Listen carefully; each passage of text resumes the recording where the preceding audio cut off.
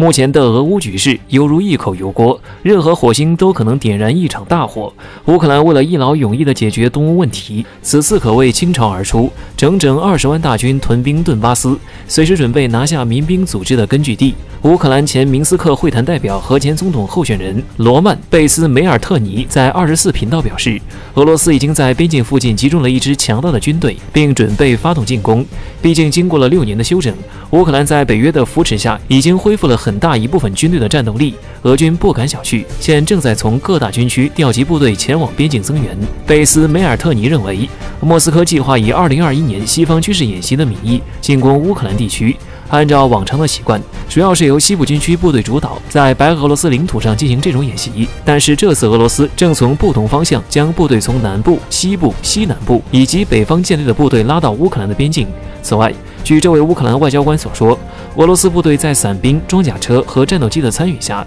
在俄乌边境大面积的森林和沼泽地区不会采取防御性行动，而是采取进攻性行动。克里姆林宫可以随时下令越过乌克兰边境发动攻势，无论是在乌克兰边境东部，还是在演习的幌子下，越来越多的配备最为先进的武器的俄罗斯部队都抵达白俄罗斯，这引起了基辅的关注。也就是说，这条战线已经扩大将近2000公里，不仅涵盖俄乌边境，还包含了白乌边境。俄军这样的部署，显然是想要在更多方向给乌克兰军队压力，使得乌克兰不得不分兵西部边境，从而缓解顿巴斯附近的军事压力。近日，俄罗斯社交网络上出现一段视频，视频中一列装有俄罗斯军事装备的火车驶向乌克兰边境。根据俄铁路运输系统的信息，这列装有俄罗斯陆军坦克的火车是从科迈罗沃地区的尤尔加出发，前往沃罗涅日地区的马斯洛夫卡站。科迈罗沃州位于新西伯利亚州的东部，距离俄乌边境直线距离都超过了3000公里。也就是说，俄军已经不再满足于西部和南部军区的兵力，开始从千里之外的中部军区增派兵力。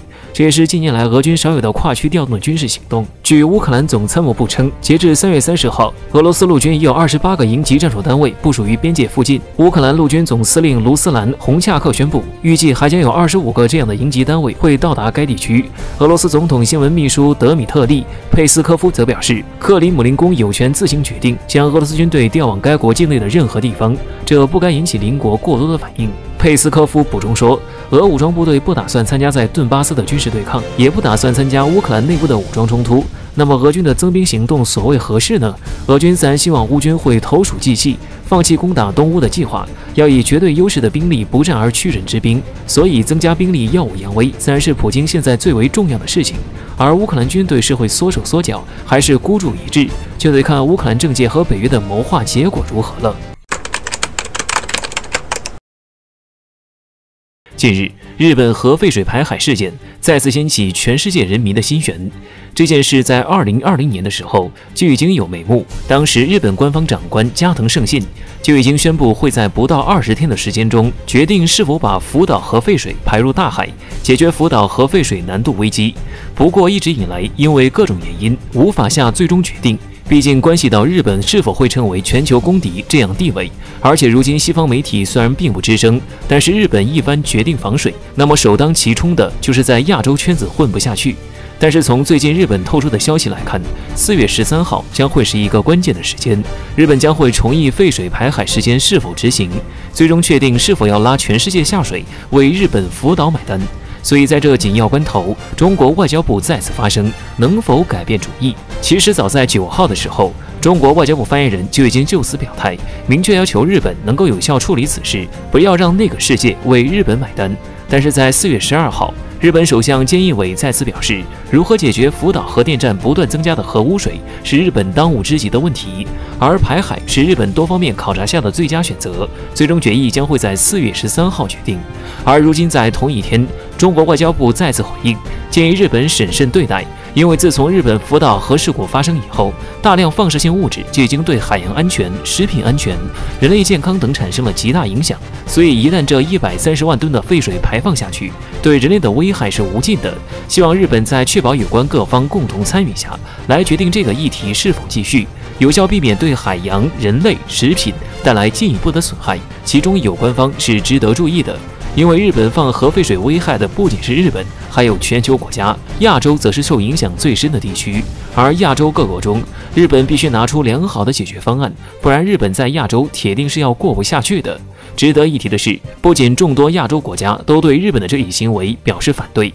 希望日本能够谨慎对待，就连日本福岛本地民众也同样举行集会来表示反对日本排放核废水入海。有日本居民还表示，日本政府的决定并没有国民商量，这是日本政府单方面的强行决对，是一种暴行。所以在4月13号的决定会议上，日本是否会改变这个主意呢？130万吨的核废水何去何从？从目前局势来看，日本的这一作为出来，西方国家集体失声外，其他国际社会国家都表示了反对的意向，就连日本国内都是反对之声四起。所以日本如果有对抗全世界的勇气，那么可能就不会改变主意。但是如果没有，自己内部又焦头烂额无法解决，日本说不定会考虑暂时搁浅计划，以图后效。毕竟从2次提出的时间来看，以日本的能力明显是支撑不住，所以想要日本放弃是很难的。但是如果有外部势力帮忙，日本放弃也就是很可能的事了。另外，很怀疑这也是日本闹出这一出的目的。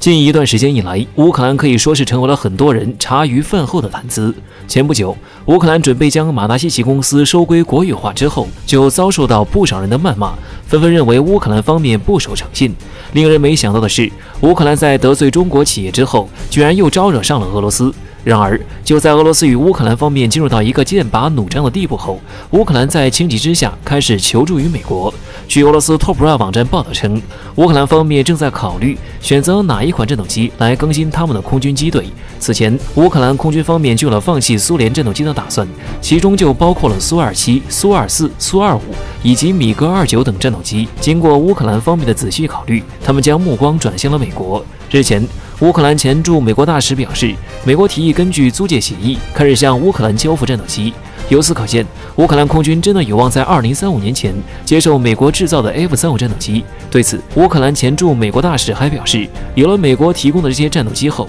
乌克兰方面将能够给俄罗斯构成一定的威胁。由此可见，乌克兰方面想要借助美国的力量来对抗俄罗斯。那么，美国方面会把 F-35战斗机租借给乌克兰吗？毫无疑问，美国方面肯定会非常乐意将 F-35战斗机租借给乌克兰。目前，美国与俄罗斯之间的博弈越来越激烈，并且美国对俄罗斯也开始步步紧逼。由于乌克兰的地理位置非常特殊，紧邻俄罗斯，如果美国能够让乌克兰彻底倒向他们的话，美国下一步很有可能就会在乌克兰部署一些武器。届时，俄罗斯将会陷入到一个非常被动的局面。显然，现在这个阶段就是美国拉拢乌克兰的最好时机。毕竟，乌克兰与俄罗斯已经产生了交恶，但是以乌克兰的实力，完全无法与俄罗斯进行抗衡。这个时候，美国向乌克兰送上 F-35战斗机的话，对于乌克兰来说，无疑是雪中送炭。所以说，美国这次很可能会把 F-35战斗机租借给乌克兰空军。虽然说美国很有可能同意向乌克兰交付 F-35战斗机，但是乌克兰接受了 F-35战斗机之后，